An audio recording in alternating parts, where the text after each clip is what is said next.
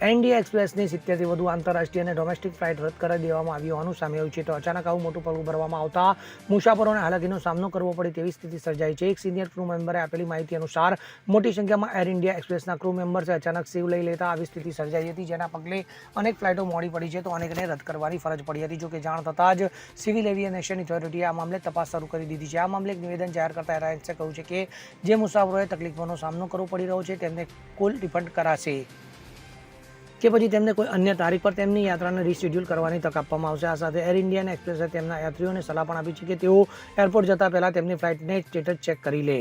Bureau report CN24 news. હવે જુઓ દેશ દુનિયાની તમામ ખબરો તમારી આંગળીના ટેરવે. ઉઠાવો મોબાઈલ અને Google Play Store પરથી ડાઉનલોડ કરો અમારી CN24 ન્યૂઝ મોબાઈલ એપ.